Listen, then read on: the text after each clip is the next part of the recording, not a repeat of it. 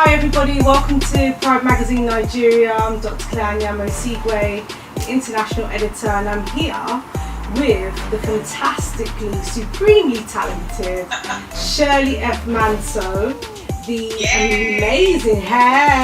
amazing director and producer and writer, I believe. Yes, triple threat. I love writing, actually. Incredible, absolutely incredible. And you are the humongous talent behind Potato, which is having its London premiere at the British Urban Film Festival on September the 9th. Yes. The 9th of September. Yes, it sounded so far away, but it's actually only in a few weeks' time now. It's creeping on us. It's creepy. Yes, yeah. Well, Shirley, welcome. Thanks so much for your time. Thank you, Claire. You're so welcome. I just want to dive straight into the process of filmmaking for a female filmmaker like yourself, who is quite seasoned, but obviously you're filming a majority of your content in Ghana. Talk to me about that process. What's it like making films in Ghana? Well, I love filming in Ghana. I mean, for one particular reason, and it's because there's so many beautiful places in Ghana to film at. You know, and it's I've heard some other colleagues talk about the difficulties they have filming in terms of security and stuff like that. It's very peaceful here, for want of a better word. You know, it's very secure to film here. I mean, you can film in the night and it's okay. So I get very beautiful locations in Ghana. You know, yes. I think that the challenges are in a totally different place, which is funding. You know, funding. You know, looking for funding to do all the crazy things that we filmmakers love to do. It's not readily available. You know, but we're working on that, and we expect that things will change. I mean, I started doing films about 8 years ago, and I have to say that, you know, it's taking its time, and the process is tedious and stuff like that. But yeah, but otherwise, the process itself is great. I love filming Ghana. The locations are beautiful. I love working with my crew, who I have, you know, a lot of them I've been working with for so many years. And then when it comes to music, you know, and costume, and even the actors that I work with, it's amazing. It's really amazing. And I mean, this is my home country, you know, so yeah, it's easier for me to get stuff done, you know. So yeah, but I have been to other countries, and I'm really looking forward to doing stuff over there. I mean, I really love to film in Nigeria. Yes. I know it's crazy, but you know. I love the bus. There's nothing like Lagos.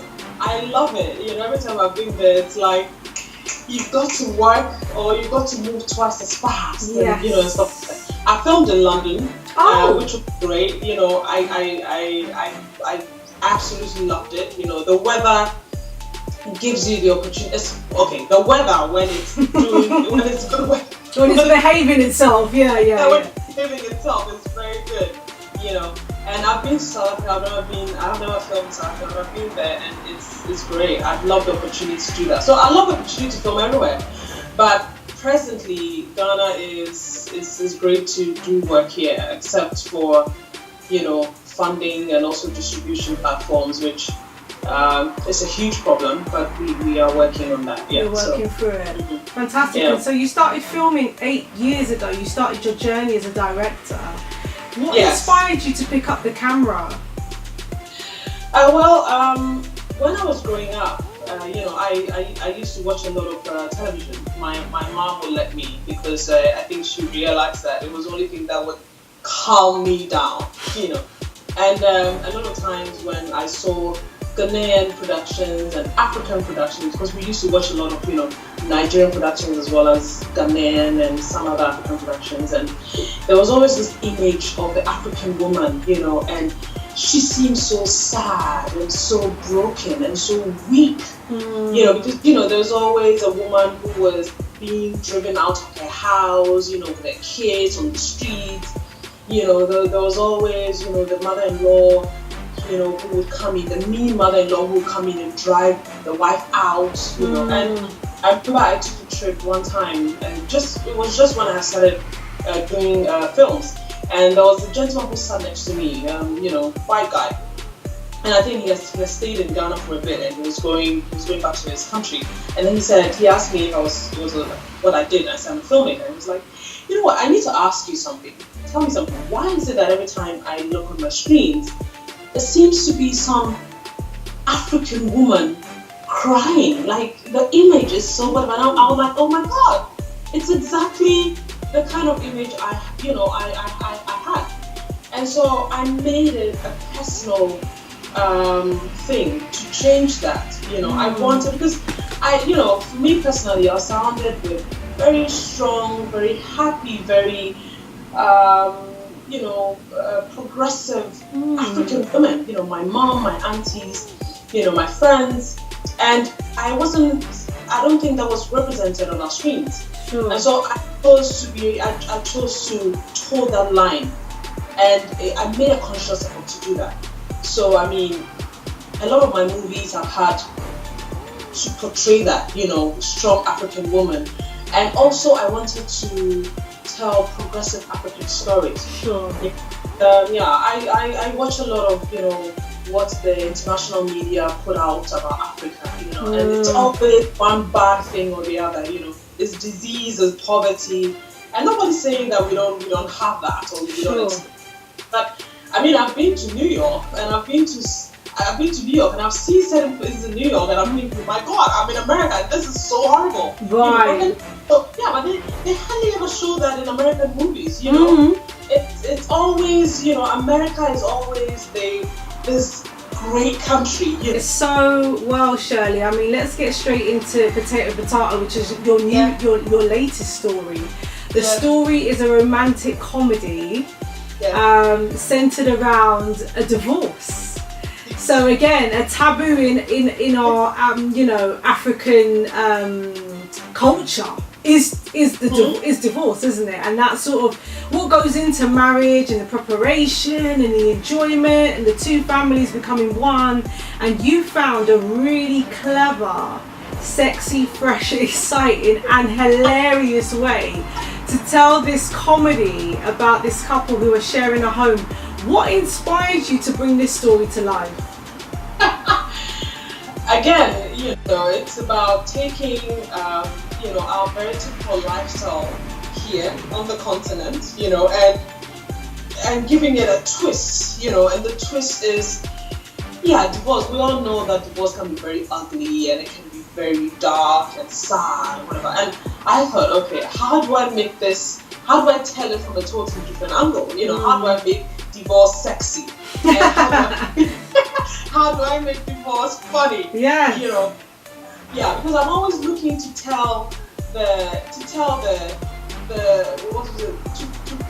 show the light in a dark situation. I mean, for me, it's more my style. Okay, yeah. So what I did was I thought, okay, take a couple.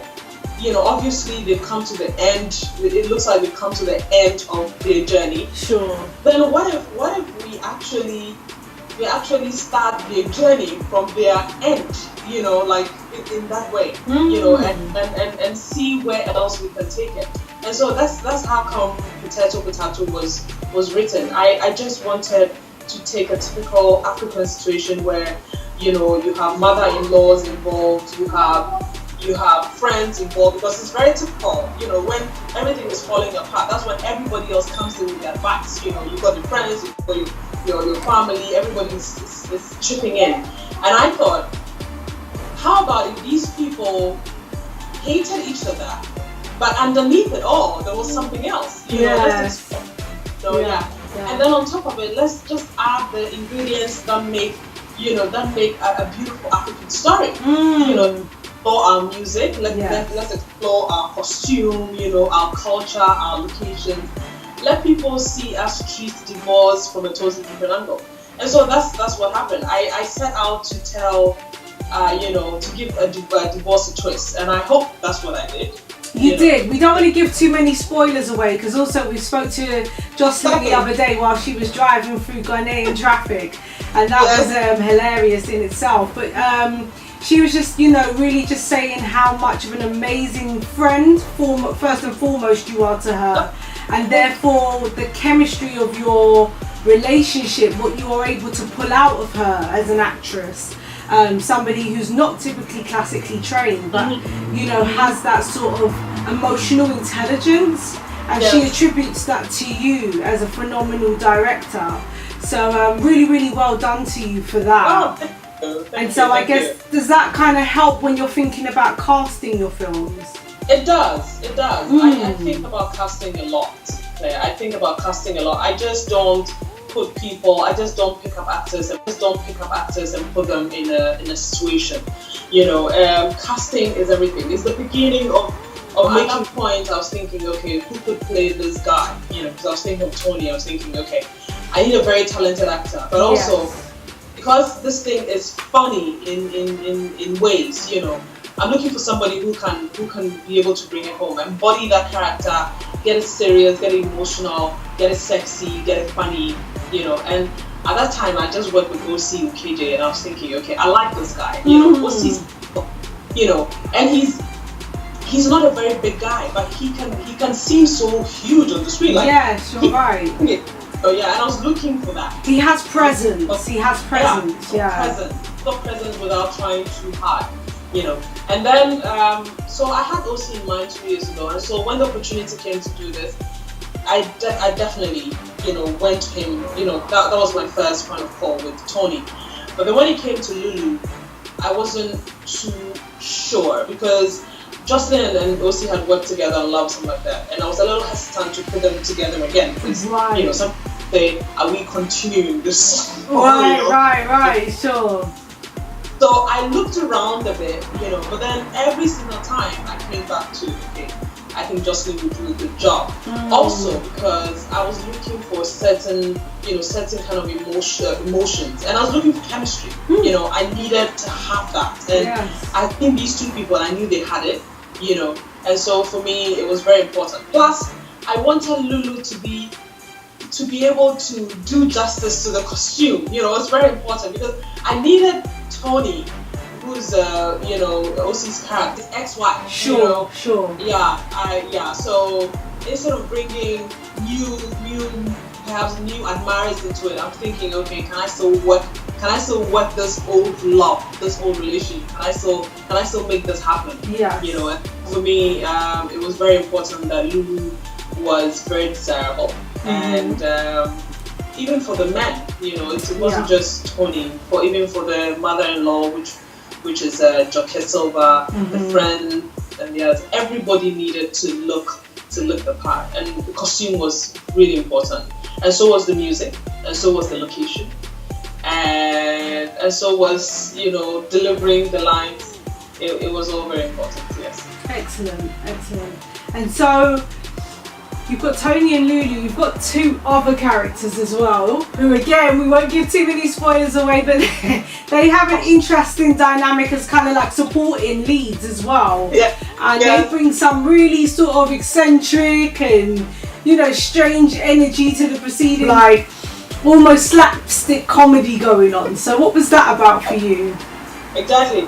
Well, one of the things that I try to do very well, even though I build my main characters, I also try to ensure that my supporting characters are not found wanting, and I like to give them some life as well, because in life, you don't just have the main players. You always have people in the background who are supporting, who are either thing or they're trying to tear things apart. Yeah. And so, this angle was my attempt to get to the other players to sort of change the course of the story a bit. I needed certain elements of their story told from different angles. Sure. And for me, I wanted to be able to use the supporting cast to be able to tell the story. And yes, it was slapstick. Really, I wouldn't even call it slapstick. I think I'll call it bizarre. Okay. That's bizarre. You're watching it and thinking, what the hell is just it just happened here. What's going on? I've got a bit of quirkiness about the way I tell my stories. There's always an element of that. Sometimes it's work, sometimes I don't know if it's work, but you know what? It's my style. Sure. It's supposed to be. I mean, the main body of the story is not so ha, like slapstick, like whatever and stuff like that. But then I thought, okay, let me inject one or two of the quirkiness in here, get people to just go off a little from, if it's getting too serious, get them to go off a little, and then we bring them back to, to the issue. So it's just a cocktail of stuff, it's just, I've got the mother-in-law, saying some very wise stuff, and dropping some of the African proverbs here and there. And then you've got the friends who are also supporting, and then you've got the two other characters who are just mad, and then you've got the main characters who are trying to deal with all sort of stuff. So it's just throwing things in there and hopefully making work, everything coming together in the end, sort of thing. Yes. Yes. Well, fantastic. I mean, just to wrap up, just summarize for us in like 5 words. What can we expect from Potato Potato as a film? If you wanted us to go out and see it, which we're all excited for, I've already seen it. Give me those 5 words. Potato Potato is, it's funny, it's sexy, it's relatable. It is, it's you and I. That was cheeky, that was you and I, that was your 5. Yes. No. Well, Shirley, thank you so much for your time. We're Pride Magazine Nigeria. We will be there with you at the premiere in London. Congratulations thus far. To see you, Claire. I can't wait to. I can't wait. Massive hugs. You guys are sisters now. There's no going back. You're so welcome. We're rooting for you, and we'll see you really, really soon. Right then.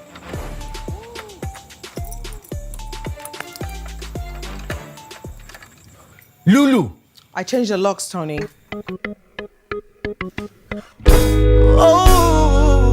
This is your official space. 2 bedrooms, and half of the kitchen and half of the compound.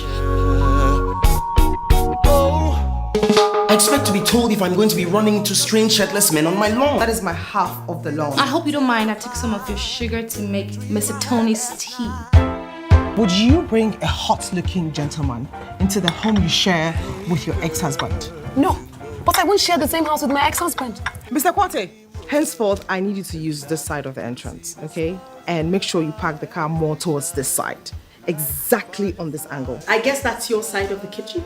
I think this is a bad idea. From the man who is living with his ex-wife? You will stop at nothing to see me miserable. This from someone who asked me for a divorce. Let's not forget who broke up this marriage. I worked my butt up! How's your handsome husband? Hey, everyone is fine. Man of steel, baby!